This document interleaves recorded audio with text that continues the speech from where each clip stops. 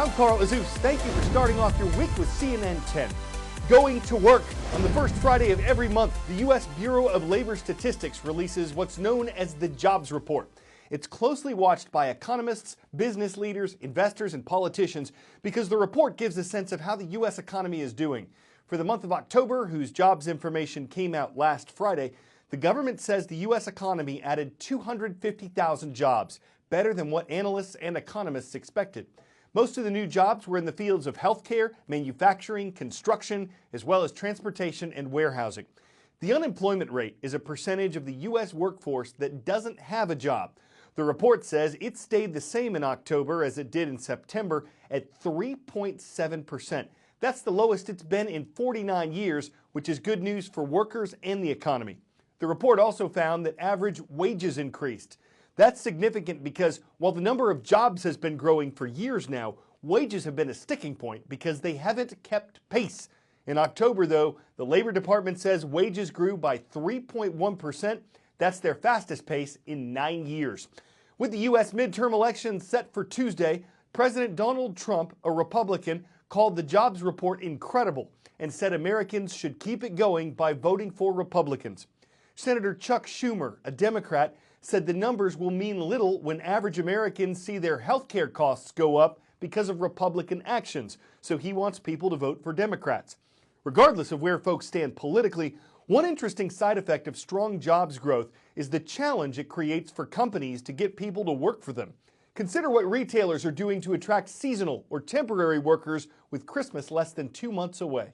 This is JCPenney's Manhattan flagship store, and I can tell you the strong U.S. jobs market is delivering a major challenge to retailers like this as we head into the holiday season. Stores like this one and many others like it had to launch an aggressive marketing campaign to sell their seasonal jobs. They had to provide incentives, and they even held a special hiring event to try and draw the crowds. You can do overnight for me? Yes, I will. Outstanding. For Joe Cardamone, manager of JCPenney's Manhattan flagship, Congratulations. Welcome. the relief at seeing this turnout is palpable. This day could make or break his holiday season. Because it is a tight job market out there, so for most JCPenney stores, it's getting ahead of the other retailers. JCPenney held its second ever nationwide hiring event in mid-October, hoping to attract 39,000 people. And there's a new incentive, a chance to win a free vacation.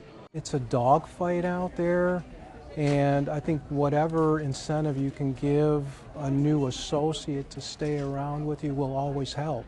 A dogfight because this is not just the tightest labour market the US has seen in almost half a century, it's also set to be one of the busiest shopping seasons in years. Consultancy firm Challenger Gray & Christmas has so far recorded more than 700,000 job announcements, the highest since they began tracking in 2012. And one of the biggest dogs of all, Amazon, just upped the stakes even further, offering a $15 minimum wage to all employees. Stores are really having to sell themselves. Target, for example, is offering $12 an hour and a $500 gift card for randomly selected employees in an effort to hire 20% more people this year. And Macy's says most of its seasonal hires will be eligible for a new bonus program. And it's not just the retailers. First of all, thank you for coming.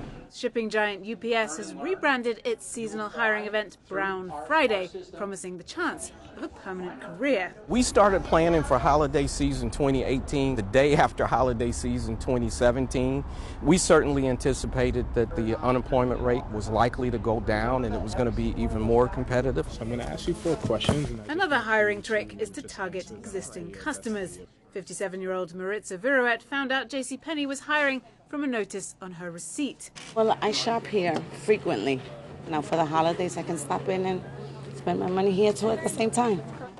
She'll be working in customer service, the front line of a festive shopping frenzy.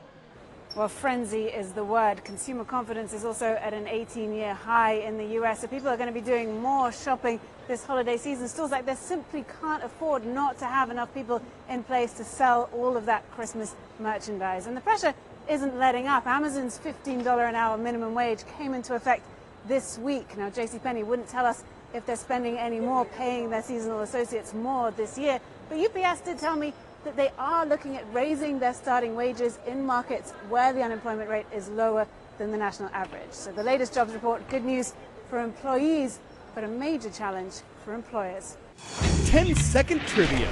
What is the Earth's longest mountain chain above sea level? The Rocky Mountains, the Andes, the Caucasus Mountains, or the Himalayas? Stretching thousands of miles along the west coast of South America, the Andes are the world's longest continental mountain chain. One of the countries they traverse is Peru, whose dramatic topography includes both the Andes and the Amazon rainforest. Moving around here, especially on Peru's unpaved roads, can be tough.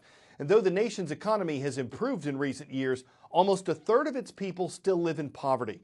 That's something that Dr. Ricardo Punchong is helping address.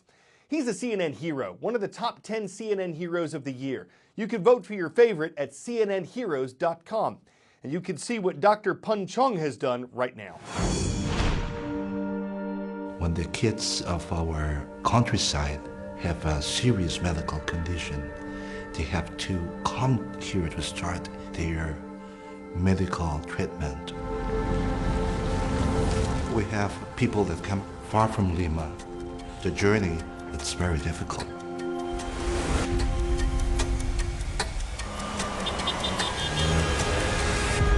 Imagine having this trip with a kid with cancer. They see a lot of traffic, a lot of people. It's very expensive to stay here. They don't have enough money. They feel helpless, really alone. I am a doctor. When I was making my medical training, I saw many people sleeping at the hospitals. I always have that picture on my mind. Judges!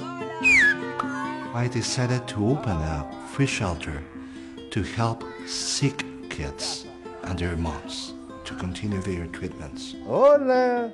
They can stay in our shelter as long as they need.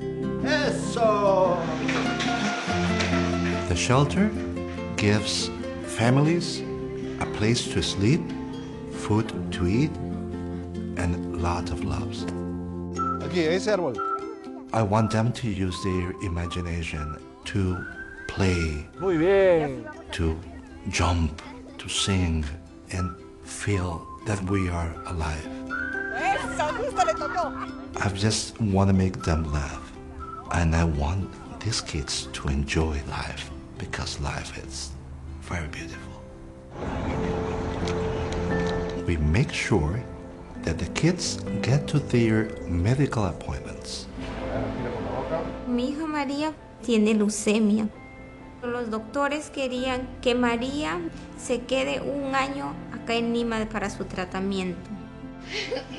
Si no fuera por la fundación, no sé qué sería de nosotras. Yo me embarazo, ya voy a cumplir 7 meses. En el albergue, como que esté en mi casa, como que siento, pero no te preocupes, tú puedes estar el tiempo que sea necesario con tu hija. I want each and every one of them feel special. I want them to know that they are not alone. The kids inspires me every day. They are fighters, warriors. Really, they are heroes.